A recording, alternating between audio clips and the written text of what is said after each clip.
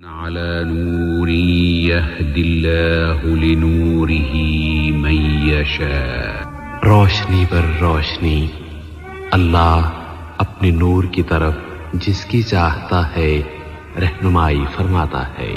روزہ پروگرام نور اسلام و پیشکش سیف الرحمان.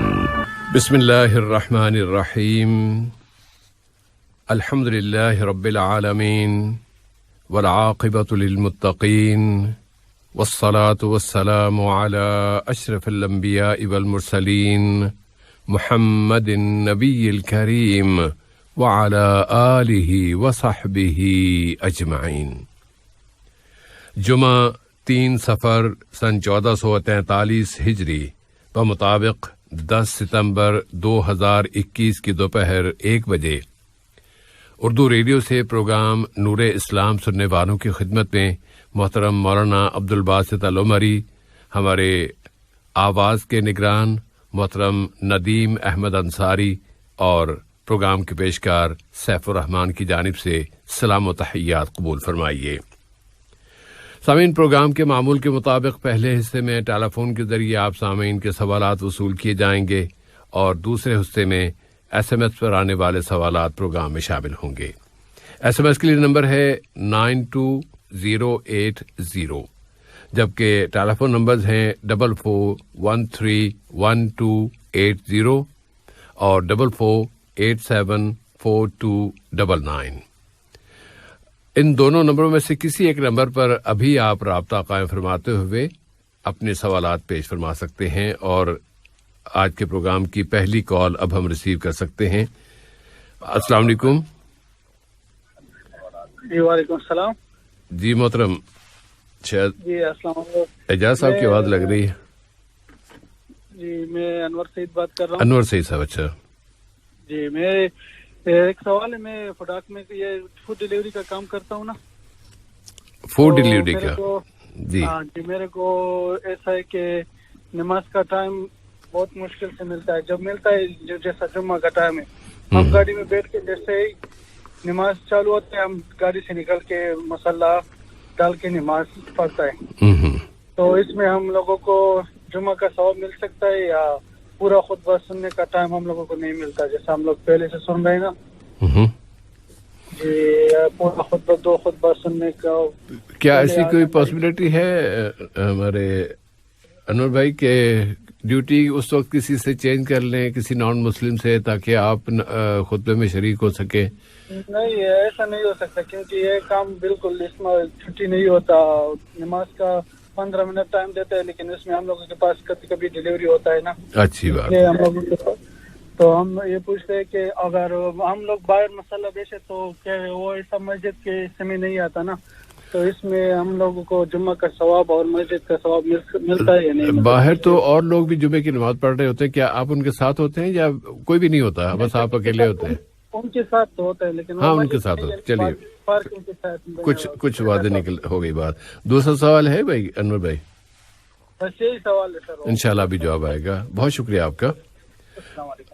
وعلیکم السلام ورحمۃ اللہ. اگر اس موقع پر کوئی اور صاحب بھی سوال پوچھنا چاہیں تو وہ ابھی ان دونوں نمبروں میں سے کسی ایک پر رابطہ قائم فرما سکتے ہیں اور نمبر ہیں 44131280 اور کال لیتے ہیں. السلام علیکم. وعلیکم السلام ورحمۃ اللہ وبرکاتہ. مولانا صاحب کو میرا بھی سلام کہیے گا. جی آپ کا اور میرا نام کیا بھائی؟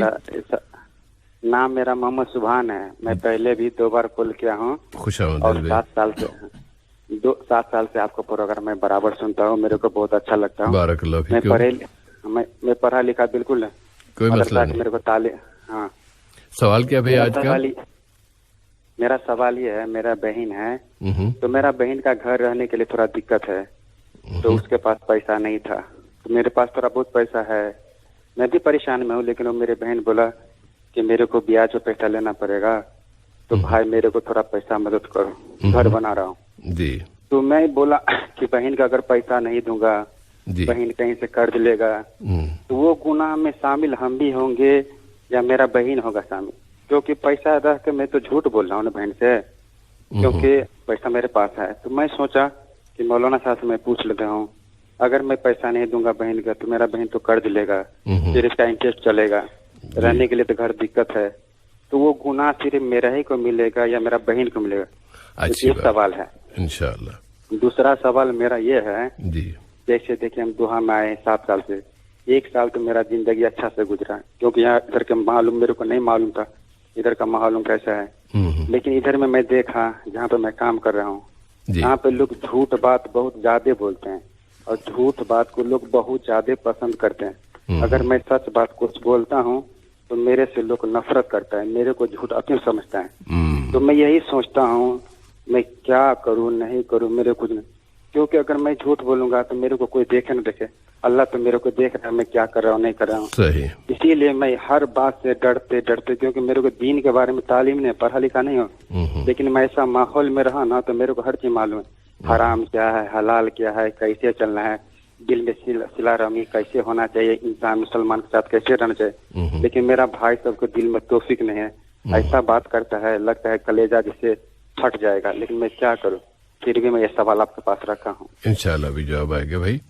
ये जो सच बोलने वाली बात है, इसमें आप सच उस वक्त बोलते हैं कि जब आपसे कुछ पूछा गया है या कुछ भी नहीं पूछा गया, आप कहते नहीं चूंकि मुझे मेरे इल्म में है सच ये है इसलिए मैं सच बयान करूंगा, इस तरह की सूरत हाल, दोनों में फर्क है ना? तो आप किस तरह की सूरत हाल? जैसे बोलते हैं ना कि ये चीज सही ये चीज गलत है, तो कहता है नहीं मेरे को जैसे नीचे गिराने के लिए नहीं यही सही है, उसमें 10 बंदा कहता है 5 बंदा कहता है सही, तो वहाँ पर तो मैं झूठा हो जाता हूँ ना, उसके लिए ऐसा होता है, क्योंकि इसको ज्यादा लोग पसंद करते हैं अभी। अच्छी बात है ये, इंशाल्लाह भी जवाब आएगा। बहुत शुक्रिया आपका भाई। ठीक है, अस्सलाम वालेकुम। वालेकुम सलाम व रहमतुल्लाह। अगली कॉल लेते हैं। अस्सलाम वालेकुम। जी अस्सलाम वालेकुम। वालेकुम सलाम व रहमतुल्लाहि व बरकातहू। वसीम तबस्सुम बात कर रहा हूँ। जी वसीम भाई। जी मेरे 2 सवाल हैं। एक तो मुझे बताएं कि सूरह काफ जो जुमे वाले दिन पढ़ी जाती है उसके पढ़ने का टाइम क्या जुमे से पहले या जुमे के बाद, और इसकी थोड़ी सी तफसील बता दें कि इसमें कहा जाता है कि फितने से बचाती है, ये सिर्फ दज्जाल के फितने से बचाती है या बाकी फितनों से भी बचाती है ये सूरह काफ जो अभी सुनने में आता है? नूर की। चलिए अभी जवाब आ जाएगा। दूसरा सवाल क्या भाई? दूसरा सवाल ये है कि मेरा एक शख्स है जानने वाला है, तो उसने एक शादी की थी, पहली शादी के बारे में बता रहा हूँ, पहले शादी की है, उसके बाद फिर जो है उसने दूसरी शादी कर ली छुप के।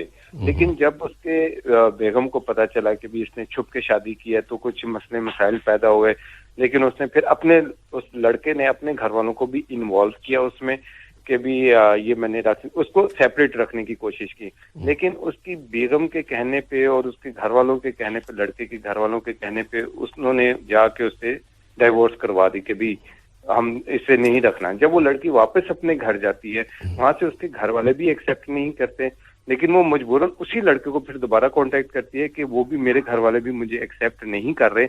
लेकिन उन्हीं दिनों के दौरान यानी 1 हफ्ते के दौरान ही फिर वो दोबारा कोर्ट में जाती है और उसके लड़के वालों के घर वालों ने मजबूरन उससे कहते हैं कि भी ठीक है अब ये अपने घर में भी नहीं रह सकती, तुम इससे दोबारा निकाह कर लो। लेकिन जब कोर्ट में जो रजिस्ट्रार होता है वो उससे कहता है कि हम जो है इसको रजिस्टर्ड नहीं करते, लेकिन अभी आप दोबारा इसको निकाह में ले सकते हैं। तो इस बारे में सिर्फ मैं पूछना चाहूंगा कि अभी वो उसको रखा हुआ है उसने काफी अरसे से, लेकिन ये पूछना चाहूंगा कि क्या ये निकाह हो गया है, क्योंकि रजिस्टर्ड नहीं हुआ, लेकिन 1 हफ्ते के अंदर तलाक देने के बाद उसने दोबारा उसको अपने निकाह में ले लिया रजिस्टर्ड किए बगैर, और अभी वो अलग रह रही है। जी अब दूसरे सवाल में अंदर ये बता दीजिए कि जब उन्होंने तलाक दी थी दूसरी अहलिया को या पहली वाली को? दूसरी को। अच्छा, जब तो उन्होंने तलाक दी थी तो 3 तलाकें दी थी या 2 दी थी या 1 दी थी? क्या कुछ ऐसी कोई बात कही थी या बस एक मैं तलाक? नहीं, ऐसी बात नहीं कही थी। कोर्ट में ये सारा माजरा हुआ था, उसने कहा था मैंने नहीं रखना। तो अच्छा, फिर लड़के वालों ने घर में करके जी फिर एक तलाक का मसला होगा और वो 1 हफ्ते के अंदर उन्होंने वापस ले लिया, तो इंशाल्लाह मसला हल हो गया। अभी मौलाना इसकी तफसील बता देंगे भाई। बहुत शुक्रिया आपका। वालेकुम अस्सलाम व रहमतुल्लाहि व बरकातहू। और अगर कोई और कॉल भी आ जाए तो हम ले सकते हैं, लेकिन चलिए सिलसिला शुरू कर लेते हैं सवालात का। जी मौलाना, आज का पहला सवाल मोहतरम अनवर सईद साहब का कि वो फूड डिलीवरी का काम करते हैं और लोग, अच्छा एक کال ہے اگر لے ہی لیں تو اچھا ہے تاکہ بعد میں ہم مشکل سے بچ جائیں. السلام علیکم. ہلو بھائی السلام علیکم. وعلیکم السلام ورحمۃ اللہ وبرکاتہ. جی کیا نام ہے؟ میرے دو سوال ہیں. عبد الماجد ہے میرا نام. عبد الماجد صاحب جی. ہاں پہلا سوال یہ ہے درود شریف کے بارے میں. جب ہم لوگ پڑھتے ہیں اللہم صلی علی محمد وعلی آل محمد, جب جو آل محمد ہے تو یہ آل کے اندر کون کون شامل ہوتے ہیں, یہ میرا سوال ہے. اچھی بات ہے, کیونکہ اس سے ریلیٹڈ ایک اور سوال ہے, سیکنڈ سوال. یہ جب ہم لوگ علیہ السلام کہتے ہیں, میں نے جہاں تک ابھی تک پڑھتے ہوئے آیا یہ نارملی انبیاء کے لیے ہے, لیکن آپ لوگوں کے پروگرام میں میں نے سنا کہ آپ لوگ کبھی علیہ السلام یا پھر ایسا ہی بول دیتے ہیں, کبھی عمر کو نہیں بولا علیہ السلام. تو یہ کلیریفیکیشن چاہیے کہ علیہ السلام کس کے لیے ہے. اچھی بات. ہاں چلیے بس بہت شکریہ آپ کا. ابھی باری آنے پہ آپ کو جواب آ جائے گا بھائی. وعلیکم السلام ورحمۃ اللہ وبرکاتہ. اگلی کال اگر ابھی. السلام علیکم. ہلو السلام علیکم. ہلو السلام علیکم. وعلیکم السلام ورحمۃ اللہ. میرا نام محمد پرویز ہے. جی پرویز بھائی. میرے دو سوال ہے. پہلا سوال یہ ہے کہ میرے چہرے پہ تھوڑا سا ڈاکٹر نے اسکن کا تھوڑا سا ایشو تھا تو وہ کاٹ کے نکالا ہے. آپریشن ہوا ہے چھوٹا سا, مطلب سرجیکل تھوڑا سا حصہ نکالا ہے. تو میں وضو کے لیے کیا کر رہا ہوں, گیلا کپڑا لے کے کبھی ہاتھ گیلے کر کے, تو تھوڑا سا مجھے ڈاؤٹ لگا کہ نے کال کیا تھا تو کہ مجھے کیا کرنا چاہیے وضو کے لیے. اس میں پانی نہیں جانا چاہیے. ڈاکٹر نے کہا کہ اس حصے پہ پانی نہیں لگنا چاہیے. جی ہاں جی ہاں جی ہاں جی ہاں جی جی ضرور ضرور. جی ہاں. اور دوسرا سوال یہ تھا کہ غلطی سے میرے ہاتھ سے قرآن سے مطلب ٹیبل پہ نیچے گر گیا, تو مطلب کیا کرتے ہیں. اس میں مجھے غلطی کا احساس تو ہے لیکن میرا ہاتھ مطلب گر چکا ہے. جی انشاءاللہ جواب آئے گا ضرور. بارک اللہ فیکم. جی پرویز صاحب بہت شکریہ آپ کا. انشاءاللہ ابھی جواب آئے گا. فی امان اللہ. اور مولانا سوال پہلا محترم انور صاحب کا, ڈیلیوری کا اور پھر جمعے کی نماز کا مسئلہ. السلام علیکم ورحمۃ اللہ وبرکاتہ. علیکم السلام ورحمۃ اللہ وبرکاتہ. الحمد للہ رب العالمین والصلاة والسلام علی عبدہ ورسولہ نبینا محمد وعلی آلہ واصحابہ اجمعین, اما بعد. بسم اللہ الرحمن الرحیم. اس سوال کے جواب میں بنیادی بات جو آتی ہے وہ ہے یا ایھا الذین آمنوا اذا نودی للصلاة من یوم الجمعة فاسعوا الی ذکر اللہ وذروا البیع ذلکم خیر لکم ان کنتم تعلمون فإذا قضيت الصلاة فانتشروا في الأرض وابتغوا من فضل الله واذكروا الله كثيرا لعلكم تفلحون. یہاں پر سورۃ الجمعہ کی آخری آیات کے اندر اللہ تعالیٰ نے واضح فرما دیا کہ جیسے ہی جمعہ کی اذان ہو جائے تو فوری دنیا کے تمام کاروبار چھوڑ کر اللہ تعالیٰ کے ذکر کی طرف جلدی آ جائیں, یعنی خطبہ سننے کے لیے اور نماز باجماعت ادا کرنے کے لیے فوراً حاضر ہو جائیں. تو اس اعتبار سے صاحب بھائی نماز جمعہ اور جمعے کے خطبے سننا یہ دونوں فرائض میں شامل ہیں. اور جہاں تک اگر کسی کے جمعے کے خطبے چھوٹ جاتے ہیں تو اس کی نماز جمعہ ہو جاتی ہے, یعنی جمعہ کا خطبہ چھوٹ جانے کی وجہ سے ایسا نہیں کہ اسے جو ہے ظہر کی نماز وہ پڑھے گا, ایسا نہیں, بلکہ وہ جو ہے نماز جمعہ امام صاحب کے پیچھے پڑھے گا اور اسے نماز جمعہ کا ثواب ملے گا, لیکن خطبہ سننے کا ثواب اس کو نہیں ملے گا کیونکہ اس نے خطبے سنے نہیں. اور اگر بغیر مجبوری کے خطبے وہ چھوڑ دیتا ہے تو خطبے چھوڑنے کا گناہ اس کے لیے لکھا جائے گا. لیکن چونکہ موصوف کے سامنے حلال کمائی کا ایک مسئلہ ہے اور ڈیوٹی کی ٹائمنگز ہوتی ہیں, اس میں 2-3 حل ان کے سامنے صاحب آپ نے اچھی طرح پیش کیے کہ ان اوقات میں جو ہے وہ ڈیوٹی کی ٹائمنگز جو ہے وہ چینج کر سکتے ہیں کہ اگر ان کا کوئی ساتھی ہے, کولیگ ہے, کام کرنے والا, تو اگر وہ غیر مسلم ہے, بہت سارے اس فیلڈ میں کام کرتے ہیں, ہو سکتا ہے اس کمپنی میں بھی کام کرنے والے ہوں, ان کے ساتھ جو ہے جمعہ کے اوقات میں اپنے ٹائمنگز کی تبدیلی کر لیں کہ آپ اس ٹائم پہ آ جائیں اور ہم جو ہے دوسرے ٹائم پر کام کریں گے. تو اس طرح بھی جو ہے ہو سکتا ہے. اور جہاں تک سے بھائی موصوف جو جہاں جمعے کی نماز ہو رہی ہے وہاں پہ جماعت کے ساتھ جائے نماز بچھا کر شامل ہو جاتے ہیں. تو آج کے دور میں یہی بات دیکھی جاتی ہے کہ مساجد کے اندر جو ہے جو لوگ موجود رہتے ہیں ان کی تعداد کم رہتی ہے، مساجد کے باہر رہنے والے ان کی تعداد زیادہ رہتی ہے. ان کے ساتھ شامل ہو کر جو ہے نماز وہ پڑھ رہے ہیں تو انشاءاللہ جمعہ کا حق ادا ہوگا، لیکن وہ اپنے آپ کو جمعے کے خطبے کے ثواب سے محروم کر رہے ہیں. اب دعائیں کریں، کوشش کریں کہ کسی نہ کسی طرح کوئی راستہ نکل آئے کہ موصوف کو جمعے کے خطبے بھی مل جائیں اور جمعہ کی نماز تو ماشاءاللہ مل رہی ہے تو اس پہ وہ برابر یعنی قائم رہ سکیں. جی صاحب بھائی جزاکم اللہ خیرن. اور سامعین اگر ایک جواب ختم ہو اور دوسرا سوال شروع ہونے سے پہلے اس مدت میں اگر آپ سامعین رابطہ کریں گے تو ہم ضرور کال ریسیو کریں گے، لیکن جواب کے دوران اگر کوئی صاحب کال کریں گے تو وہ پھر ہم نہیں لے پاتے. محمد سبحان صاحب کا سوال اپنے ہمشیرہ کے حوالے سے کہ ان کی ہمشیرہ اپنا گھر تعمیر کرا رہی ہیں اور انہوں نے ان سے کچھ رقم طلب کی ہے اور کہا ہے کہ اگر آپ نہیں دیں گے تو پھر مجھے بامر مجبوری سود پر قرض لینا پڑے گا. اور یہ فرما رہے ہیں کہ پیسے ہیں تو صحیح لیکن اگر میں نہ دوں تو کہیں ایسا تو نہیں کہ ان کی سود میں بھی گناہ گار ہوں.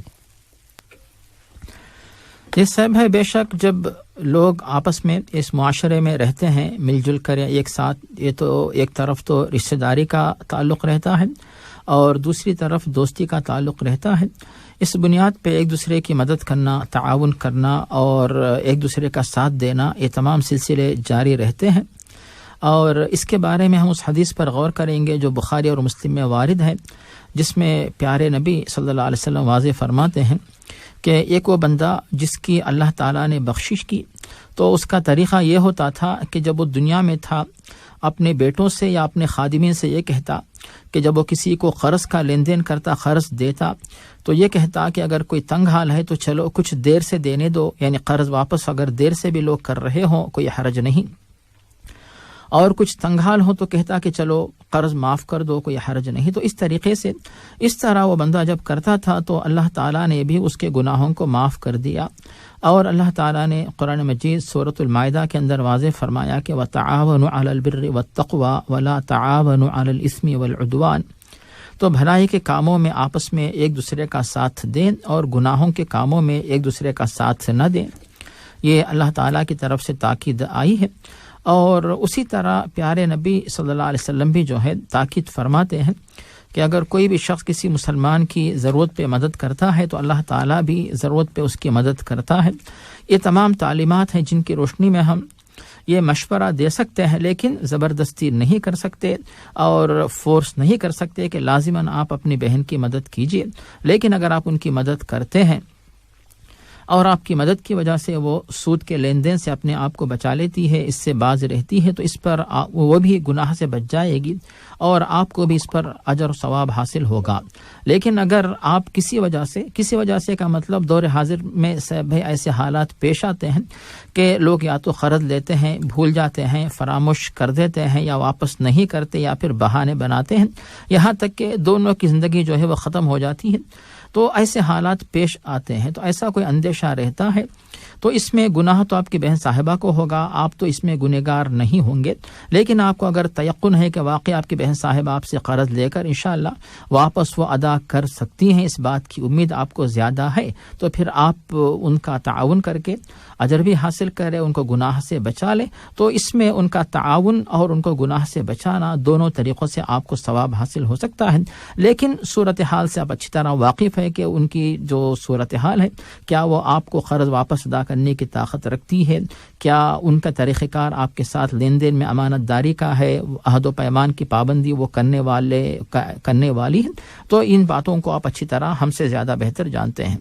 جی صاحب بھائی جزاک اللہ خیرن. اور مولانا یہاں مولانا اسحاق صاحب کا ایک خطبہ سنا تھا تو ان کا جملہ یاد آ رہا ہے، اگر شاید ان کے کام آ جائے. جی بالکل صاحب، ضرور ایسی سنہری باتیں پیش کیا کریں. جی صاحب وہ انہوں نے فرمایا تھا رحمۃ اللہ علیہ نے کہ اگر کوئی فرد کسی کی مدد کرتے ہوئے اسے رقم دے دیتا ہے جتنا اس پر اجر ملے گا، یعنی مثلاً اگر کسی کو 1 لاکھ روپے کی ضرورت ہے، آپ نے 1 لاکھ روپے دے دیے ان کو کہ بھائی یہ آپ لیں، اپنا کام کریں اور بس آپ کے ہوئے، اس پر اللہ تعالیٰ جتنا اجر دے گا اس سے کہیں زیادہ اجر ملے گا اگر آپ اس کو 1,00,000 بطور قرضہ دیتے ہیں اور اس کے بعد پھر اسے سہولت دیتے ہیں کہ ٹھیک ہے ابھی لے لیں گے اور جتنی دیر وہ جب وہ اطمینان سے آپ کو آپ کی اپنی رقم واپس کر دیتا ہے اس پہ اجر زیادہ ہے پوری رقم دینے سے. تو اس میں اگر آپ تھوڑی سی ہمت کر لیں تو شاید آپ کے ہمشیرہ کا معاملہ بھی حل ہو جائے اور آپ کے بھی اجر میں بھی زیادہ اضافہ ہو جائے. جی صاحب بھائی. سبحان صاحب کا دوسرا سوال، وہ جس ادارے میں کام کرتے ہیں وہاں ان کے بقول لوگ جھوٹ بہت زیادہ بولتے ہیں اور جھوٹ بولنے کو پسند کرتے ہیں، اور اگر یہ سچ بولیں تو پھر ان کے حوالے سے کہ یہ ناپسندیدگی کا اظہار کرتے ہیں اور کسی کو گرانے کسی کو فیل کرنے کے لیے جھوٹ کا کثرت سے استعمال ہوتا ہے. تو ایسے میں یہ کیا کریں؟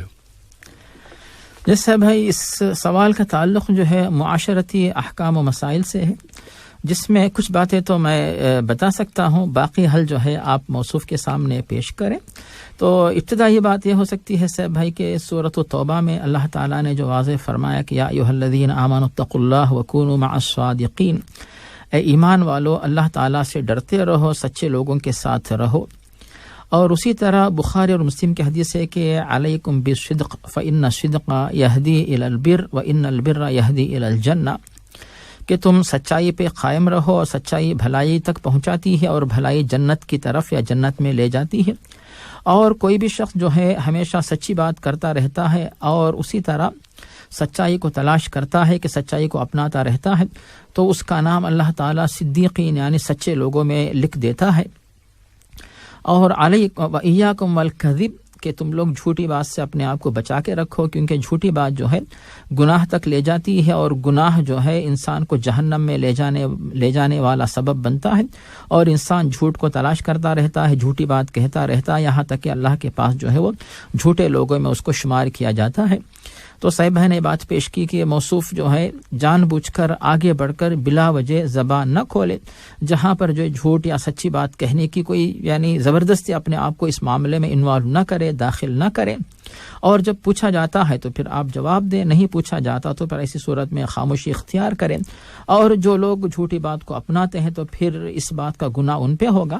ان لوگوں کے لیے تاکید یہی ہوگی کہ اپنے آپ کو جھوٹی بات سے بچائیں. اور من صمت نجا، جو شخص اپنی زبان خاموشی اختیار کرے، چپ رہے، تو وہ نجات پا سکتا ہے. تو اس طریقے کو اپنائیں. تو صاحب اس مسئلے میں کچھ مزید باتیں آپ پیش کریں گے؟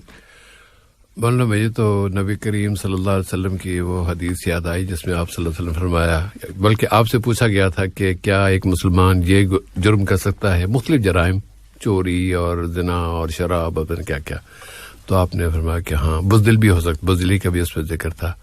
لیکن جب پوچھا گیا کہ کیا ایک مسلمان جھوٹ بول سکتا ہے تو آپ نے فرمایا کہ مسلمان اور جھوٹ یہ ممکن نہیں ہے، جھوٹ نہیں، مسلمان ہو کے جھوٹ نہیں بول سکتا. بس اتنی احتیاط ضروری ہوگی جو جیسے مولانا نے فرمایا کہ ہر سچی بات کہنا ضروری نہیں ہوتا.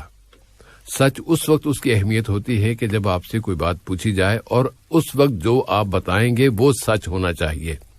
لیکن آپ کے علم میں بہت سے افراد کے بارے میں باتیں ہیں، فلاں نے یہ کہا تھا، فلاں نے یہ کہا تھا، اور آپ کو پتا ہے، لیکن آپ سے پوچھا نہیں جا رہا. آپ جا کے خام خواہ اگر نہیں وہ فلاں نے یہ کہا تھا، فلاں نے یہ کہا تھا، اور تم نے وہ کہا نہیں تھا، میرے سامنے تو یہ ہوا تھا، اور اس طرح پھر وہ لڑائی کا ماحول بننا، لڑائی کے ظاہر ایک دوسرے سب آپ کے مخالف ہو جائیں گے. اس کا کوئی فائدہ نہیں ہے.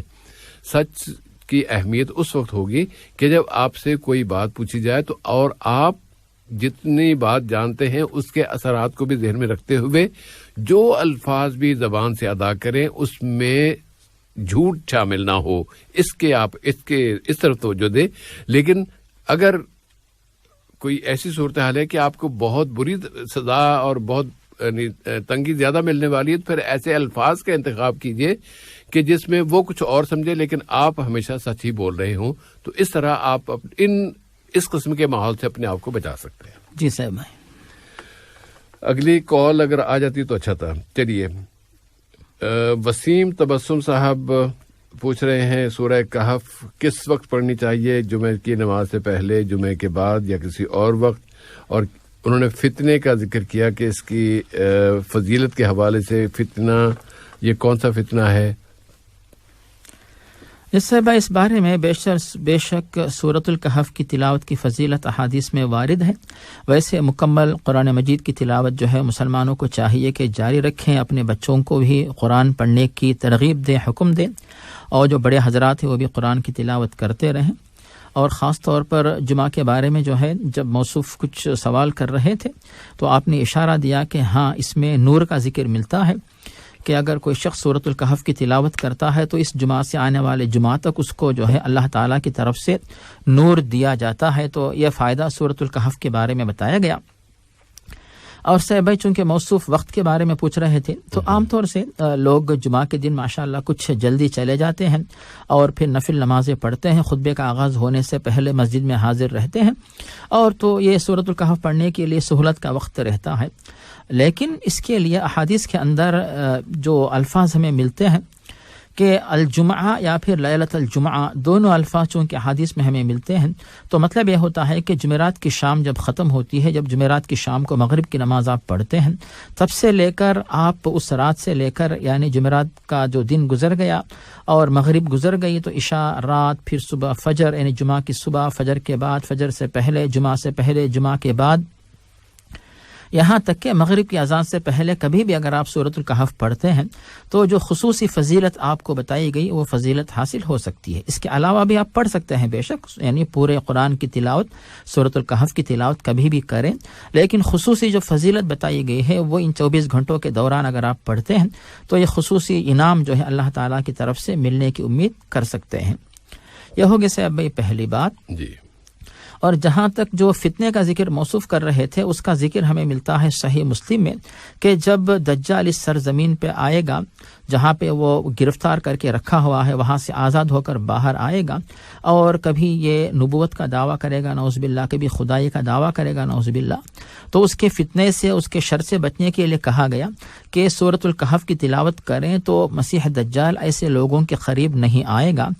تو اس طرح جو ہے مسلمانوں کے اندر یہ ماحول عام کیا جائے کہ مسلمان سورۃ الکہف کی تلاوت کثرت سے کرتے رہیں، یہاں تک کہ مسیح دجال جب آئے تو بھی نہ گھبرائیں، پریشان نہ ہو، بلکہ فوراً سورۃ الکہف کی تلاوت اس وقت فوراً کریں تو مسیح دجال ان سے دور ہوگا اور اس کے فتنے سے مسلمان مرد و خواتین اپنے آپ کو بچا سکتے ہیں. تو یہ اس بات کا ذکر تو ہے. اور جہاں تک دوسرے جو فتنے ہو سکتے ہیں تو ان تمام فتنوں کے بارے میں سورۃ الکہف کی تلاوت کا ذکر تو نہیں ہے، لیکن پیارے نبی صلی اللہ علیہ وسلم یعنی بہت ساری دعاؤں میں جو ہے ذکر فرماتے ہیں اللہم انی اعوذ بک من عذاب جہنم ومن عذاب القبر ومن فتنة المسیح الدجال ومن فتنة المحیا والممات ومن فتنة المعثم والمغرم. اسی طرح اللہم انی اعوذ بک من الہم والحزن والجبن والبخل وغلبۃ الدین وقہر الرجال. تو اس طرح بہت سارے جو فتنے، بہت ساری کمزوریاں اور عاجزی کی صورتحال جو انسان کے ساتھ پیش آتی ہے، ان تمام جو برائیاں ہیں ان سے اپنے آپ کو بچانے کے لیے اللہ کے دربار میں آپ دعا کرتے ہیں تو آپ جو ہے ان دعاؤں کو سہارا بنائیں تاکہ تمام فتنے جو بھی ہو سکتے ہیں ان تمام فتنوں سے اپنے آپ کو آپ بچا سکیں. خلاصہ یہ ہے کہ سورۃ الکہف کا جو ذکر آیا ہے اس میں مسیح دجال کے فتنے سے بچنے کے لیے سورۃ الکہف کی تلاوت کر کے آپ اپنا تحفظ کر سکتے ہیں، جیسا کہ آیت الکرسی پڑھ کر شیطان کے شر سے اپنے آپ کو بچا سکتے ہیں. جی صاحب بھائی. جزاکم اللہ خیرن. اور وسیم بھائی کا دوسرا سوال یہ تھا کہ ان کے کسی دوست کے حوالے سے یا کسی شخص کے حوالے سے کہ اس نے دوسری شادی کی اور وہ بھی چھپ کر، لیکن جب بات کھل گئی تو اسے مجبوراً اپنی دوسری بیوی کو طلاق دینا پڑی اور متعلقہ اپنے گھر گئی تو اس کے گھر والوں نے بھی اسے قبول کرنے سے انکار کر دیا. پھر وہ واپس آئی تو کورٹ میں جو بھی آفیسر ہے اس نے کہا کہ آپ کو اسی طرح اسی دوبارہ نکاح کی ضرورت نہیں ہے، آپ اسے اسی نکاح میں رکھ سکتے ہیں. اور یہ سارا معاملہ ایک ہفتے کے اندر ہوا تھا. تو اس سے اس بارے میں 2-3 اہم باتیں ہم اس طرح پیش کر سکتے ہیں. بے شک دین اسلام کی طرف سے اس بات کی اجازت دی گئی ہے فَانْكِحُوا مَا طَابَ لَكُم مِّنَ النِّسَاءِ مَثْنَىٰ وَثُلَاثَ وَرُبَاعَ فَإِنْ خِفْتُمْ أَلَّا تَعْدِلُوا فَوَاحِدَةً أَوْ مَا مَلَكَتْ أَيْمَانُكُمْ ذَلِكَ أَدْنَىٰ أَلَّا تَعُولُوا. سورۃ النساء کے آغاز میں بتایا گیا کہ اگر تمہارے پاس استطاعت ہو تو 2 یا 3 یا 4 بیویاں ایک ساتھ رکھ سکتے ہو، اگر تمہارے پاس اس بات کی استطاعت نہ ہونے کا ڈر ہو تو پھر ایک پر اکتفا کرو.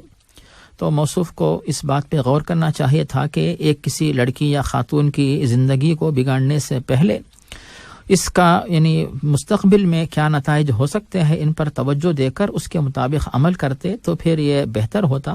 اگر موصوف کے پاس ہمت ہوتی، سہولت ہوتی اور وہ کوئی بھی مخالفت ہو اس کا مقابلہ کر سکتے ہیں، اگر ایسی ہمت ہوتی تو پھر موصوف کو چاہیے تھا کہ اقدام کرتے، ورنہ وہ جو بھی ایک بیوی ہوتی اس پر اکتفا کرتے. لیکن یہاں پر صاحب ہم نہ تو ہمت افزائی کر رہے ہیں نہ ہمت شکنی کر رہے ہیں. اگر کسی کے پاس سہولت ہے بے شک جو ہے 2-3 نکاح کریں تاکہ بہت ساری مسلمان لڑکیوں کے لیے سہارا بن جائے اور لوگ حلال پر اکتفا کریں، حرام سے اپنے آپ کو بچا کے رکھیں. لیکن اگر کسی کے پاس جو ہے فائدے سے زیادہ بگاڑ ہونے کا اندیشہ ہے تو پھر ایک ہی پر اکتفا کرنا اس کو ترجیح دیں. تو ان باتوں کو پیش نظر رکھیں. اب موصوف نے جو کچھ بھی کیا صاحب بھائی، اب موصوف بہتر جانتے ہیں کہ انہوں نے استخارہ کیا ہوگا، سوچا ہوگا، مشورہ کیا ہوگا اور وجہ کیا تھی، سوچا ہوگا کہ ایک لڑکی کے لیے سہارا ملے گا جو بھی ہے. تو بہرحال نکاح ہوا اور اس کے بعد اس کو سنبھالتے یہ ان کی ذمہ داری تھی. لیکن کیا مجبوری پیش آئی وہ بہتر جانتے ہیں، تو پھر اس کو طلاق دے دی. اور طلاق دینے کے بعد صاحب جیسا کہ آپ نے سوال کیا تو پتہ یہ چلا کہ 1 ہفتے کے اندر جو ہے اس لڑکی کو رجوع کر لینے کے لیے جو ہے ان سے کہا گیا. ایسی صورت میں جو ہے جیسا کہ ہم اس بات سے واقف ہیں کہ اگر کوئی شخص ایک محفل میں طلاق دیتا ہے، چاہے وہ 3 طلاقیں ہوں یا پھر ایک ہی طلاق ہو، تو پھر ایک مجلس کی جو ہے طلاقیں ایک طلاق کے طور پر شمار ہوتی ہیں. جیسا کہ اس بارے میں جو ہم دیکھتے ہیں صحیح مسلم کی حدیث سے یہ بات ہمارے سامنے آتی ہے.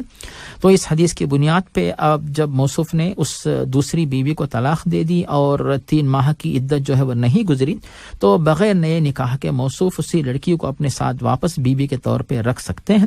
لیکن بار بار اس طرح کا معاملہ نہ پیش آئے، کیونکہ ایک دفعہ طلاق ہو چکی ہے، پھر دوبارہ دیں گے، پھر تیسری بار دیں گے تو ہمیشہ کے لیے چھوٹ جائے گی اور وہ لڑکی پریشانیوں کا سامنا کرے گی، پریشانی کا شکار ہوگی، تو پھر موصوف بھی اس سلسلے میں جو ہے گنہگار ہو سکتے ہیں. اسی لیے اس معاملے میں احتیاط کا رویہ اپنائیں اور پھر جو ہے دونوں بیویوں کے ساتھ عدل و انصاف کا برتاؤ کر کے اپنی زندگی کو سیدھے طریقے پہ چلائیں. جی صاحب بھائی جزاک اللہ خیرن.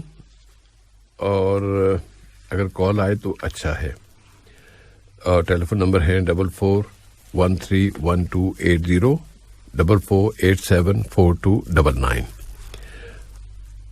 عبد الماجد صاحب کا سوال درود کے بارے میں، اور اس میں پھر وہ بطور خاص آل رسول یا آل محمد کے بارے میں پوچھنا چاہتے ہیں کہ کون کون افراد اس میں شامل ہیں، اور اسی طرح پھر اس کا دوسرا سوال علیہ السلام کے بارے میں. اس سے اس بارے میں ہم پہلی بات یہ پیش کر سکتے ہیں کہ بے شک جب ہم مسلمان درود پڑھتے ہیں اور درود پڑھنے کا حق بنتا ہے نمازوں میں اور اذان کے بعد، اور عام طور پہ بھی ویسے بھی کثرت سے درود پڑھ کر ثواب حاصل کرتے ہیں. تو درود کے اندر جب پیارے نبی کے ساتھ آل محمد کا نام جو آتا ہے تو آل محمد کے بارے میں علماء کی کئی تحقیقات ہیں. ان تمام تحقیقات کا ملخص یہ ہے صاحب بھائی کہ پہلی بات تو یہ ہے کہ پیارے نبی کے بعد پیارے نبی کے آل، یعنی آپ کی بیویاں، آپ کی بیٹیاں، آپ کا خاندان، آپ کی نسل، تو یہ سب اس میں شامل ہیں. اور اس کے ساتھ ساتھ پیارے نبی کے طریقے پہ چلنے والے وہ بھی اس کے اندر شامل ہیں، جو سچے جو آپ کے تابعدار ہیں ان کو بھی علماء نے شامل کیا کہ یہ بھی اس آل محمد کے اندر شامل ہوتے ہیں. تو یہ تو ہو گئی پہلی بات. اور جہاں تک علیہ السلام کی بات ہے تو علیہ الصلاۃ والسلام، صلاۃ و سلام کے بارے میں یہ تو پھر انبیاء کرام کے ساتھ مخصوص ہے. اور جہاں تک اور علیہ الصلاۃ والسلام کے بعد بھی علماء کی تحقیق یہ ہے کہ پیارے نبی کے نام کے بعد اگر کسی کا ذکر آتا ہے تو پھر صلاۃ و سلام میں ان کو بھی شامل کیا جا سکتا ہے. اور جہاں تک لفظ سلام ہے تو لفظ سلام کے بارے میں پھر علماء کی 2 تحقیقات ہیں. بعض علماء نے کہا کہ انبیاء کے ساتھ مخصوص ہے، لیکن دیگر علماء کی تحقیق یہ ہے کہ یہ لفظ سلام جو ہے انبیاء کے علاوہ دوسروں کے لیے بھی استعمال ہو سکتا ہے.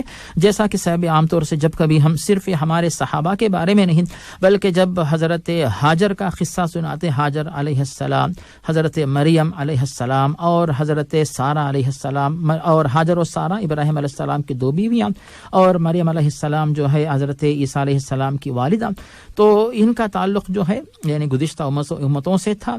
तो मतलब ये हुआ कि अंबिया किराम के साथ उनका ताल्लुक़ जुड़ने की वजह से उनके लिए भी सलाम का लफ्ज़ इस्तेमाल होता है।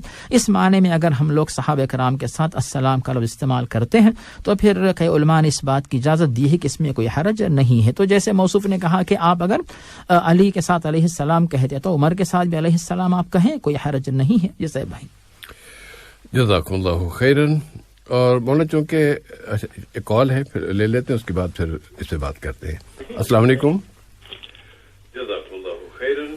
और मौलाना चूँकि हेलो अस्सलाम वालेकुम। चलो लाइन कट गई, अफसोस हुआ। चलिए ये जो लफ्ज़ अलैहिस्सलाम है ना, वैसे मैं थोड़ी सी बात यूँ अर्ज़ करना चाहता हूँ कि रज़ी अल्लाहु अन्हु अलैहिस्सलातु वस्सलाम अलैहिस्सलाम, ये हमें हमारे मदारिस ने इस पे ज़्यादा ज़ोर दिया कि जो लाइल्म लोग हैं उनको पता चले कि अलैहिस्सलाम जब हम कहेंगे तो उसके बाद जिस फ़र्द के बारे अलैहिस्सलाम कहा जा रहा है ना, उसका मतलब यह है कि वो नबी हैं या वो रसूल है। जब आप कहेंगे रज़ी अल्लाह ताला अन्हु या रज़ी अल्लाह अन्हु, तो उसका मतलब है कि जिस फ़र्द का नाम लिया जा रहा है या जिस फ़र्द का जिक्र किया जा रहा है वो सहाबी है। लेकिन ये अल्लाह के रसूल सल्लल्लाहु अलैहि वसल्लम की तरफ से ऐसी कोई तालीमात नहीं है। रज़ी अल्लाह अन्हु सब, अल्लाह सबसे राज़ी हो, अल्लाह सब पर सलामती भेजे, अल्लाह सब, हम तो एक दूसरे को अस्सलाम वालेकुम कहते हैं, वो भी यही तो है ना, अलैहिस्सलाम अलैकुम अस्सलाम, सलामती की दुआ हर एक के लिए है। लेकिन अगर हम उन मदारिस के जिनकी तरफ से ये बात इसरार कही गई, खुद उनके अपनी किताबें मैंने खुद ज़ाती तौर पर पढ़ी हैं, अभी कल ही एक किताब पढ़ रहा था और उसके मलफूजात के नाम से, तो उसमें वो रज़ी अल्लाह अन्हु अपने लोगों के लिए इस्तेमाल कर रहे हैं जो कि मखसूस करते हैं। बड़ा शोर मचता है ना कि आपने उनको रज़ी अल्लाह अन्हु कैसे कह दिया। इसी तरह बरेलवी देवबंदी दोनों मसलकों में, दोनों की किताबों में ऐसी इबारतें मौजूद हैं जिसमें वो अपने उलमा को रज़ी अल्लाह अन्हु कहते हैं और उन्होंने कहा है।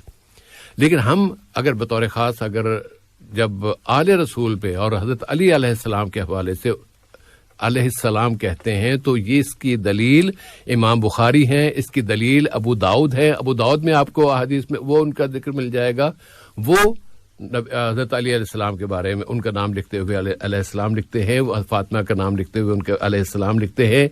हत्ता कि नबी करीम सल्लल्लाहु अलैहि वसल्लम के सबसे छोटे साहबजादे इब्राहिम की जब वफात हुई है उसका जिक्र करते हुए अलैहिस्सलाम लिखते हैं। तो ये प्रोटोकॉल बतौर ख़ास आले रसूल के लिए है और इस पे अगर कोई अमल करता है तो उसके लिए इंशाअल्लाह अजर मिलेगा, इस पे परेशान होने की बात नहीं है। और कुछ लोग इससे भी आगे बढ़ते हैं, वो कहते हैं कि जब हम हर एक फर्द के लिए सलामती की दुआ मांग रहे हैं तो फिर हम सबके लिए अल्लाह ताला उनसे राजी हो ये दुआ भी कर सकते हैं। तो सिर्फ फितने के डर से या फितना ना फैल जाए उस डर से बचते हुए हम उतना ज्यादा आगे नहीं बढ़ते। लेकिन जिसके बारे में खुद हमारे पास इमाम बुखारी जैसे और इमाम अबू दाऊद जैसे आइम्मा मौजूद हों और उनका ये तरीका मौजूद हो तो फिर हमें इतना कहने की इजाजत दीजिए ताकि हम भी एक नेक काम में अजर कमाने वाले बने। जी साहब, कॉल ले लेते हैं। अस्सलाम वालेकुम। हेलो अस्सलाम वालेकुम। अच्छा साथी कट जाती है, पता नहीं क्यों। चलिए अब्दुल माजिद साहब, उम्मीद है कि आपका सवाल इसके तसल्ली होगी। मोहम्मद परवेज साहब ऑपरेशन का जिक्र किया उन्होंने और फिर डॉक्टर्स की तरफ से कहा गया कि इस जिस जगह ऑपरेशन हुआ है इसमें पानी न लगे। कॉल है, ट्राई कर लेते हैं। अस्सलाम वालेकुम। वालेकुम सलाम। अस्सलाम वालेकुम सरफराज हुसैन भाई। वालेकुम अस्सलाम व रहमतुल्लाहि व बरकातहू। मौलाना साहब को भी मेरा सलाम। वालेकुम अस्सलाम।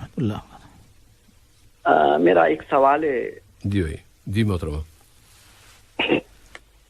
सवाल ये है कि जो लड़कियां हैं अभी, जो लड़की है अभी जिस पे ऐसा अत्याचार होता है, ऐसे काम होते हैं यानी जबरदस्ती से लेके जाके और उनकी मौत होती है, तो उनको कौन से उनको गुनाह है या उनके लिए क्या है? यानी अगर किसी लड़की के साथ ज्यादती की जाती है, जबरदस्ती तो उसके साथ उसके हवाले से पूछने के तो या तो एक मर जाती या तो अल्लाह उसको ले लेता और एक तो अल्लाह उसको दुनिया में रखता है। यानी ऐसे होने के बाद یعنی ایسا ظلم ہونے کے بعد بھی اللہ اس کو رکھتا ہے تو پھر وہ تو اللہ ہی جانے. مگر ایسا ظلم ہونے کے بعد اس کے لیے کون سا گناہ ہے, کیا گناہ ہے اس کے لیے, کیا سزا ہے؟ یعنی سزا پہلے بات تو یہ کہ سزا ہے بھی کہ نہیں. ہاں یہ پوچھنا ہے کیونکہ ایک لڑکی کے اوپر اتنا برا اتیاچار ہو گیا, اتنا برا یہ ہو گیا کہ اس کی جسم کی پوری چیزیں کاٹ ڈالے, اور اس کو ہاں ایسا ہو گیا کہ وہ بیچاری ایک اچھے پوسٹ پہ, بڑے پوسٹ پہ گئی تھی, 1-2 مہینے نہیں ہو گیا تھا, مگر اس کو وہ پوسٹ سے نکالنے کے لیے ایسی بری طریقے سے حرکت کرے وہ بچی کے ساتھ. 21 سال کی بچی تھی, اس کے ساتھ بہت یعنی اتنا برا بولنے کے لیے بھی ہم بول نہیں سکتے. تو اس بچی کے لیے کیا گناہ ہے؟ اللہ تعالیٰ انشاءاللہ بھی جواب آئے گا. اور کوئی سوال ہے محترمہ؟ اس کے لیے بھی, اور جو جی جاتی ہے اس کے لیے بھی. مولا سرف رحمان بھائی, چلو خدا حافظ. اوکے بھائی, فی امان اللہ جی, بہت شکریہ آپ کا.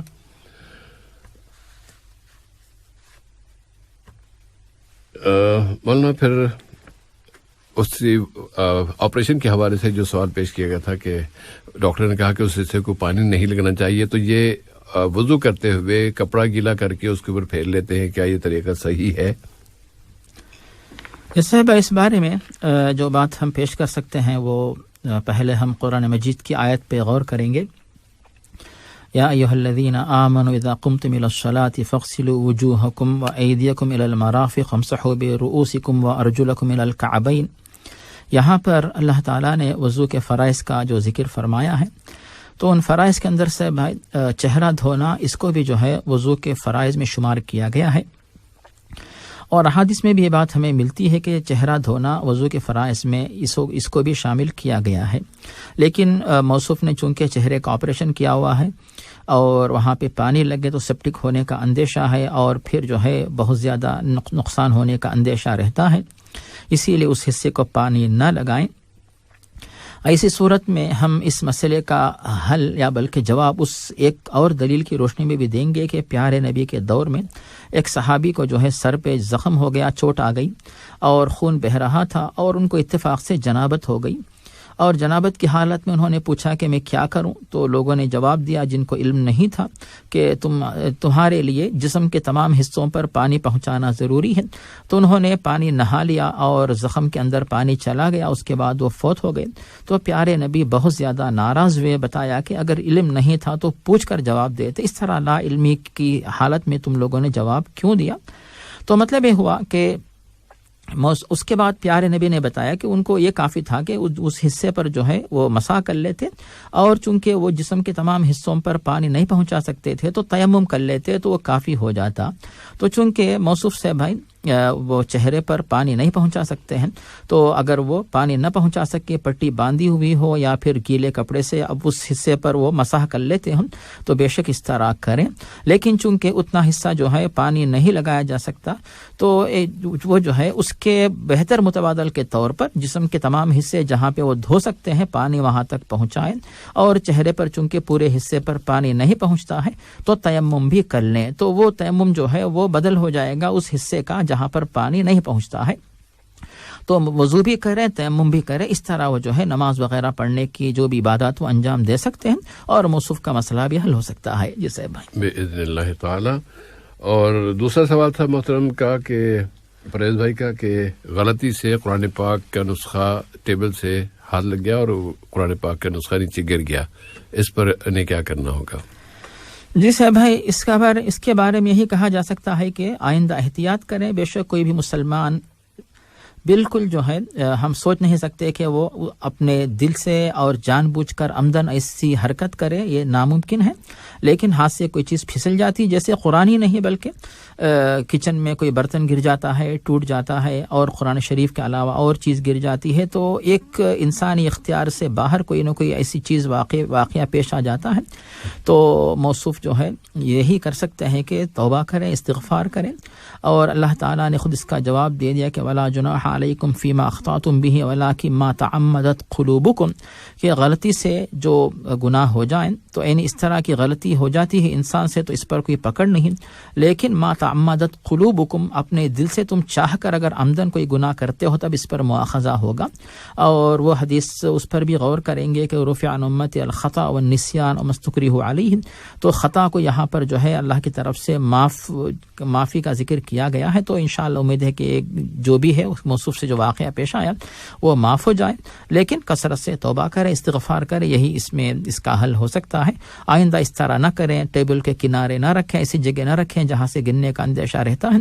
جب پکڑے تو اچھی طرح مضبوطی سے پکڑے تاکہ غلطی بار بار نہ دہرائی جائے. جسے بھائی جزاکم اللہ خیرن. اور جو لوگ اس طرح قرآن پاک کا نسخہ گر جانے پر فتوی دیتے ہیں کہ اتنا نمک دیا جائے یا اتنا آٹا دیا جائے، تو وہ جو فتویٰ دینے والے لوگ ہیں نا، وہ دراصل اپنی ضرورت کی تکمیل کر رہے ہیں. اس میں شرعی طور پہ ایسی کوئی چیز نہیں ہے. جی صاحب بھائی، ایسی کوئی بات ہمیں نہیں ملتی ہے کہ نمک یا آٹا خیرات میں دیا جائے، ایسا نہیں ہے. جزاکم اللہ خیر مولانا. اور محترمہ کا سوال ان مظلوم لڑکیوں کے حوالے سے کہ جن کے ساتھ زیادتی کی جاتی ہے، اور مزید کیا کہیں؟ یہ صاحب بھائی بس مزید جو ہے انسانوں کا دل ہی کہہ سکتا ہے. دل کیا کہتا ہے کہ افسوس ہوگا، غم ہوگا، اور ایسی خواتین کے لیے دعا نکل سکتی ہے. اور مسلمان بہن بھائی اور بہنوں کے بارے میں اور انسانوں کے بارے میں، صرف مسلمانوں کے لیے نہیں، مسلمان مرد و خواتین اور جو انسان مرد و خواتین جو بھی ہیں، تو ان کے تحفظ کے بارے میں جو ہے، جو جن پر ظلم ہونے کا اندیشہ ہے ان کے تحفظ کے بارے میں جو ہے دعا نکلتی ہے، یہ ہم کہہ سکتے ہیں. اور جن کے ساتھ ایسا معاملہ پیش آیا گویا کہ اس کو قتل کیا گیا ہے. اب ہم یعنی اس طرح کی خواتین کے بارے میں اپنی طرف سے تو کیا کہیں گے کہ ہو سکتا ہے کہ یہی جو معاملہ پیش آیا ان خواتین کے لیے گناہوں کے کفارے کا وہ سبب انشاءاللہ بن جائے، چاہے وہ برقرار رہیں، چاہے دنیا سے جا چکی ہوں، ہر حالت میں جو ہے تو ان کے لیے ہم گناہوں کا کفارہ اس کو سمجھیں گے. اور ایسی خواتین کے ساتھ پورا جو مسلم معاشرہ ہے اس کو چاہیے کہ ایسی خواتین کا ساتھ دیں، اگر وہ دنیا میں ہیں پھر ان کا ساتھ دیں کسی نہ کسی طریقے سے. اگر دنیا سے وہ جا چکی ایسی لڑکیاں اور جو سہارا تھی اپنی فیملی کے لیے تو اس لڑکی کی فیملی کے لیے سہارا دیں. اور اگر وہ ماشاءاللہ بقید حیات ہے تو اس کی عزت و صحت مندی کے لیے دعا کرے. دنیا سے جا چکی ہے تو اس کے مغفرت و درجات کی بلندی کے لیے دعا کریں. تو ان باتوں کے ساتھ سے بھائی جب اس بات کا اندیشہ ہے کہ کوئی معاشرہ، کوئی ماحول ایسا ہے جہاں پہ ایسی صورتحال پیش آ سکتی ہے، ایسا واقعہ پیش آ سکتا ہے، تو لا یلدغ المؤمن من جحر مرتين، تو کوئی بھی مسلمان جو ہے ایک ہی بل سے 2 دفعہ جو ہے وہ یعنی 2 دفعہ جو ہے ڈسا نہیں جاتا. تو یعنی اس طرح کا معاملہ جب پیش آتا ہے تو احتیاطی تدابیر اختیار کرے. خواتین تنہا نہ نکلے، تنہا آنا جانا اس طرح نہ کریں. جو ڈیوٹی والے ہیں تو ان کے ساتھ، یا پھر جو ذمہ دار لوگ ہیں اپنے گھر کے رشتہ دار، یا پھر دن کے اوقات جب کہ سب لوگ رہتے ہیں، تو اس طرح کا طریقہ اپنائیں تاکہ یعنی بے احتیاطی نہ ہو جائے. خود جان بوجھ کر ایسی غلط، یعنی جان بوجھ کے غلطی کا مطلب جب پتہ ہے کہ ایسے گناہ، ایسے جرائم ہو رہے ہیں، ظلم ہو رہا ہے، تو پھر رات کی ڈیوٹی میں چلی جانا، یا پھر تنہا چلی جانا، آنا جانا، یا پھر ایسے مجرمین کو جرم کرنے کا موقع دینا. ایسی غلطیوں سے اپنے آپ کو بچا کے رکھیں تاکہ جان و عزت کی حفاظت انشاءاللہ ہو جائے. جسے جزاکم اللہ خیرن. اور بطور خاص ہمارے معاشرے میں، بر صغیر میں یا سب کانٹیننٹ میں، انڈیا، پاکستان، بنگلہ دیش، ان ملکوں میں کل ہی ایک رپورٹ پڑی کہ ہمارے ہاں پاکستان میں روزانہ کے حساب سے جتنی خواتین کو زیادتی کا نشانہ بنایا جاتا ہے ان کی تعداد 10 سے 12 ہے، اور انڈیا میں اس سے کہیں زیادہ ہے. بنگلہ دیش کے بھی مجھے پتہ نہیں ہے. یہ جو صورتحال ہے کہ روزانہ اتنی خواتین نشانہ بن رہی ہیں، اس میں صرف اتنا نہیں کہ جس فرد نے یہ زیادتی کی ہے وہ ذمہ دار ہے، یا کہیں ان خواتین کی طرف سے کوئی غلطی تو نہیں ہوئی، ان کی طرف سے کہیں پہل نہیں ہوئی، ان کے پورا کا پورا معاشرہ اس کے ذمہ دار ہے. اور پورے معاشرے میں جو لوگ عریانی کو، فحاشی کو، کم لباس کو فروغ دینا چاہتے ہیں وہ اس کے مرکزی ذمہ دار ہیں. خود پاکستان کے وزیر اعظم بھی اس کی نشاندہی کر چکے ہیں. لیکن وہ جو اقتصادی طور پہ مسائل کے شکار ممالک ہوتے ہیں ان کو مدد دینے والے ممالک جن کے بارے میں آپ سب جانتے ہیں سپر پاور کبھی ہوتی تھی، انشاءاللہ آہستہ آہستہ وہ ختم ہو رہی ہے. ان کا طریقہ یہ ہوتا ہے کہ پہلے اپنی شرطیں منواتے ہیں اور ان شرطوں میں یہ شرط ہوتی ہے کہ اپنی خواتین کے کپڑے کم سے کم کرو، تو اس کے بعد پھر ہم تمہیں مالی مدد دیں گے. یہ ان کی اخلاقی حالت ہے، اور اس اخلاقی بربادی تباہی کے نتائج ہیں جو ہم آج کے دور میں بھگت رہے ہیں. اس کے علاوہ پھر اور بھی مسائل ہیں یا اور وجوہات بھی ہیں جن میں فحاشی اور یعنی ایسی فلموں کا بننا اور پھر اس کے بعد سوشل میڈیا پہ ان چیزوں کا عام ہو جانا، بہت سارے مسائل اس کے. تو مجموعی طور پر سارے معاشرے کو ہی اس کی ذمہ داری لینی ہوگی، اور ہر ایک فرد انفرادی طور پر اپنے طور پر جو کر سکتا ہے اس تحفظ کے لیے، اپنی بہنوں کے، اپنے خواتین کے، اپنے بچوں کے حفاظت کے لیے اسے ضرور تو اس طرف توجہ دینی چاہیے. اور اگر ایسا کوئی مرحلہ کہ اس کے پاس کوئی اختیار آتا ہے تو پھر اپنے اختیار کا کبھی بھی غلط نہیں. جی آج کل تو دور ہی ایسا ہے نا، آج کل تو حالات ایسے ہیں کہ لوگ چاہتے یہ ہیں کہ اس طرح کی چیزیں سنی جائیں، اس طرح کی چیزیں دیکھی جائیں. اس لیے اگر ہم یہ نہیں کریں گے تو پھر ہم تو پھر پیچھے رہ جائیں گے، دنیا کہیں آگے چلی جائے گی. ہلاکت ہو ایسی دنیا کے لیے اور بربادی ہو ایسی دنیا کے لیے کہ جس میں آخرت تباہ ہو جائے. جس سے بھائی بے شک آپ نے بہت قیمتی باتیں بتائیں. اس میں پتہ نہیں ایک رخ جو ہے جو ظالم ظلم کر رہے ہیں تو پھر ان ظالموں کو بھی اپنی آخرت کے بارے میں سوچنا چاہیے. اگر واقعی اتنا ایمان ہوتا صاحب ہے تو یہ ظالم یہ ظلم نہیں کرتے، اور پھر ان ظالموں کے اوپر جو سزا نافذ نہیں کی جا رہی جس طرح جو ہے نافذ ہونی چاہیے. تو یہ بھی جو ہے شاید ایک اور جو اسباب آپ نے بتائے صاحب بھائی، یہ بھی ایک جو ہے ان اسباب میں سے ایک سبب بن رہا ہے. تو ان تمام باتوں کو جوڑ کے دیکھا جائے اور ایسی پریشانیاں کم کرنے کے لیے جو بھی صاحب بھائی جیسے دل سے بھی ہم مسلمان تمام مرد و خواتین ایسی چیزوں کو دل سے ناپسند کریں اور اپنی زبان سے روکیں، اور پھر جیسا کہ قوانین نافذ کرنا جسے ہم اپنی قوت سے جو ہے ایسی برائیوں کو روکیں. جو طریقے اپنا سکتے ہیں، جیسے آپ نے سوشل میڈیا کا ذکر کیا، سوشل میڈیا کے ذریعے بھی ان باتوں کو ایسی برائیوں سے روکنے کا جو ہے وہ لوگوں کی ذہن سازی کریں. یہ سب کے سب جو ثواب کے جو ہے اسباب انشاءاللہ بن سکتے ہیں. جیسے بھائی باذن اللہ تعالی. اور مولانا آپ کے جملے کے آخری حصے میں ایک کال آ رہی تھی، وہ اس وقت کٹ گئی. اب ہم چونکہ وقت بھی کم رہ گیا تو ایس ایم ایس کے سوالوں کی طرف آ جاتے ہیں. 20 نمبر سے سوال ہے کہ قرآن ختم کرنے کے بعد پڑھنے کے لیے کوئی دعا ہے؟ ہمارے پاس جو قرآن ہے ان میں آخر میں دعائے ختم القرآن لکھی ہوتی ہے. کیا ختم القرآن کی واقعی کوئی دعا ہے؟ جیسے بھائی اس میں اس سوال کے جواب کے کئی حصے ہیں. ان میں سے پہلا حصہ یہ ہے کہ بے شک قرآن مجید کی تلاوت ایک بہت عظیم عبادت ہے، یعنی اللہ کی طرف سے اس کا حکم دیا گیا، پیارے نبی نے حکم دیا، تو یہ جو ہے عبادت اور ثواب اور نیکی کا کام ہے. اس پر عمل کر کے ثواب حاصل کریں. اب دوسرے نمبر پر بات آتی ہے صاحب بھائی کہ عام طور سے مصاحف میں یعنی قرآن مجید کے آخر میں جو دعائیں لکھی ہیں، تو علماء کی تحقیق اس بارے میں یہ ہے کہ علماء سے مراد جو دور حاضر کے جو علماء ہیں، خاص طور پر شیخ ابن عثیمین، شیخ ابن باز، کہ پیارے نبی صلی اللہ علیہ وسلم سے ایسی کسی دعا کا ذکر ہمیں بالکل نہیں ملتا ہے.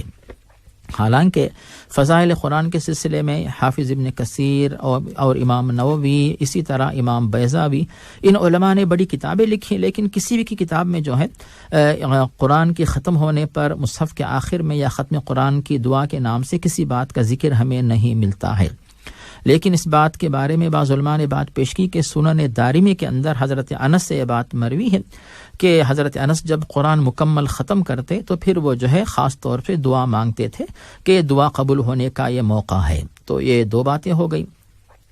اور تیسری بات یہاں پہ یہ ہے کہ امام ابن تیمیہ رحمہ اللہ کی طرف ایک دعا منسوب ہے کہ ختم القرآن کے نام سے ان کے نام سے دعا لکھی جاتی ہے، لیکن علماء کی تحقیق یہ ہے کہ کسی نے دعا لکھ دی اور ابن تیمیہ کا نام ذکر کر دیا.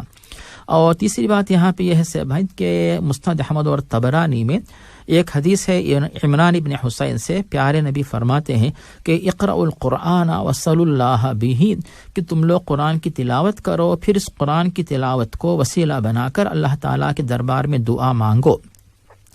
اس حدیث کی تشریح کرتے ہوئے علماء نے بات پیش کی کہ قرآن مجید چاہے آپ تھوڑی سی تلاوت کریں، کچھ آیات تلاوت کریں، کچھ سورتوں کی تلاوت کریں، مکمل ختم کریں، تو ایک نیک عمل ہے، اور نیک عمل کو وسیلہ بنانا اس بات کی اجازت ہمیں ملتی ہے، جیسا کہ بخاری اور مسلم میں 3 ساتھی جو غار میں چھپ گئے پھر انہوں نے دعا کی، تو پھر ان کی دعا جو ہے اس یعنی نیکیوں کو وسیلہ بنانے کی وجہ سے جلدی قبول ہوئی۔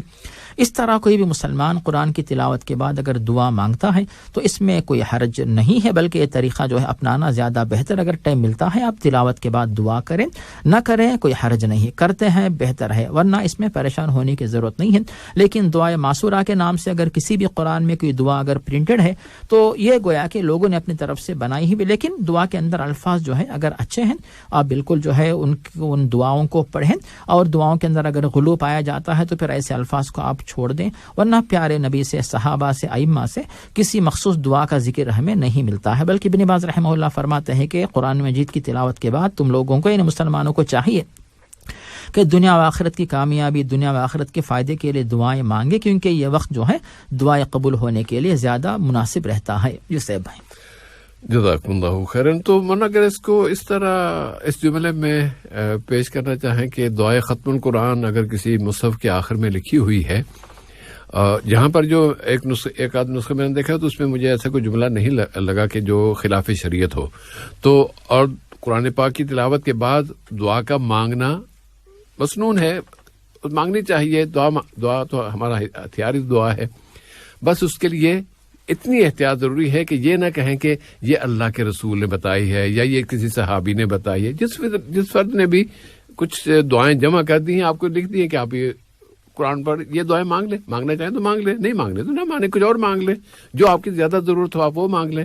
ہم تو سب سے پہلے ہدایت اور دنیا اور آخرت کی عافیت اور بھلائی مانگتے ہیں، اس میں ساری چیزیں آ جاتی ہیں۔ اس طرح مانگنا چاہیں تو ممانعت حرمت نہیں ہے، لیکن یہ نہ کہیں کہ یہ اللہ کے رسول نے بتائی ہے یا یہ کہ یہ مسنون دعا ہے، مسنون نہیں ہے۔ بس جی صاحب بھائی اگلا سوال لے سکتے ہیں؟ ہاں جی انشاءاللہ، امید ہے کہ جواب آ جائے گا۔ 96 نمبر سے سوال ہے کہ انسان خیالوں میں گناہ کی پلاننگ کرتا ہے، بعد میں گناہ نہیں کرتا، کیا یہ گناہ اس کے اعمال میں لکھا جائے گا؟ یہ سب یہاں پہ اس بارے میں بلکہ اس مسئلے کا حل کرتے ہوئے پیارے نبی نے خود جواب دے دیا، جو کہ بخاری اور مسلم میں حضرت ابن عباس سے حدیث مروی ہے کہ اگر کوئی شخص کسی برائی کا ارادہ کرتا ہے اور اس کے بعد اس برائی کو وہ چھوڑ دیتا ہے تو تب جو ہے اس پر اس برائی کو چھوڑنے پر ثواب لکھا جاتا ہے، اور اگر برائی وہ کرتا ہے تو پھر ایک برائی لکھی جاتی ہے، اور ثواب کا ارادہ کرتا ہے تو ایک نیکی لکھی جاتی ہے، اور اس نیکی پر عمل کرتا ہے تو پھر 700 سے کئی گنا زیادہ وہ نیکیاں لکھی جاتی ہیں۔ لیکن یہاں پر بخاری میں ایک حدیث ملتی ہے بھائی کہ انما ترکھا من جرائی، یعنی اگر کوئی شخص گناہ کا ارادہ کرے اور اس گناہ کو اللہ کی رضامندی کے لیے چھوڑے، اللہ سے ڈر کر، اللہ کے عذاب سے، سزا سے ڈر کر اگر وہ گناہ کو چھوڑتا ہے تب اس کے لیے نیکی لکھی جاتی ہے۔ لیکن اگر کوئی بندہ جو ہے وہی لوگ دیکھیں گے یا پھر لوگ وہاں پہ کھڑے ہیں، پولیس کھڑی ہے اور اب چوری کرنا مشکل ہے، برائی کرنا مشکل، اسی لیے لوگوں کے ڈر سے اگر وہ اس گناہ کو چھوڑ دیتا ہے، ایسی صورت میں اس کو نیکی نہیں لکھی جاتی۔ لیکن یہاں پر سے بھائی ایک حدیث اور ہمیں ملتی ہے جس میں بتایا گیا کہ کوئی شخص ایسا ہے جو گناہ کا مکمل ارادہ کر لیتا ہے، اسباب کو اپنا لیتا ہے، اس کے بعد اب مجبوری میں اس گناہ کو چھوڑتا ہے کہ اب میں تو یہ گناہ نہیں کر پاؤں گا، تو ایسے شخص کو جو ہے اس گناہ کے ارادے کا جو ہے وہ گناہ کا ارادہ جو اس نے کیا وہ گناہ اس کے حق میں لکھا جاتا ہے، کیونکہ اس نے گناہ کو یعنی کرنے کا مکمل ارادہ کر لیا، عزم کر لیا، قریب ہو چکا، لیکن مجبوری کی وجہ سے اس گناہ کو نہیں کر سکا، اسباب نہیں ملے، گاڑی چھوٹ گئی، کوئی سہارا نہیں ملا، کسی کو ماننے کے لیے ہتھیار نہیں ملا، تب وہ اس گناہ کو چھوڑتا ہے، اس کے لیے اس گناہ کے ارادے کے حق میں گناہ لکھا جاتا ہے۔ جی صاحب بھائی جزاک اللہ خیرن، اور پروگرام کا آخری وقت ہے اور اس میں ہم مزید بات نہیں کر پائیں گے، لیکن اس جملے کے حوالے سے چونکہ انہوں نے ایک ہوتا ہے ارادہ کرنا اور ایک ہوتا ہے پلاننگ کرنا۔ پلاننگ صرف ارادہ نہیں ہے، پلاننگ میں تو ذرا لمبی کہانی ہے، آپ اس کی تفصیل، اچھا ایسا اگر یہ رکاوٹ آئی تو پھر میں ایسا کروں گا، اگر ایسا ہوا تو پھر ایسا کروں گا، اس میں یہ کروں گا، ممکن ہے کہ آپ کئی منٹ تک آپ اس کی تفصیلات طے کر رہے ہوں کسی برائی کے، تو وہ جو اتنے منٹ کے جو آپ کی ساری سوچ ہوگی نا وہ گناہ کی ہوگی، اور وہ گناہ لکھی جائے گی. یہ نہیں کہ وہ گناہ نہیں لکھا جائے گا, وہ گناہ لکھا جائے گا. نبی کریم صلی اللہ علیہ وسلم کی مبارک حدیث میں جو ذکر آیا ہے وہ انسان نے بس ارادہ کیا تھا اور پھر ڈر گیا, اللہ سے ڈر گیا, اس پر اجر لکھا جائے گا. لیکن ساری پلاننگ کر لی اور باقی مثالیں مولانا نے دے دی ہیں. یہاں پر پلاننگ کا لفظ چونکہ انہوں نے استعمال کیا تھا اس لیے میں نے اتنی سی بات تھوڑی سی مزید پیش کر دی. جی صاحب. اور پروگرام کا وقت ختم ہوا. ہم تینوں ساتھیوں کو اگلی ملاقات تک کے لیے اجازت دیجیے. والسلام علیکم ورحمۃ اللہ وبرکاتہ. وصلی اللہ علی نبینا محمد وعلی آلہ وصحبہ وبارک وسلم.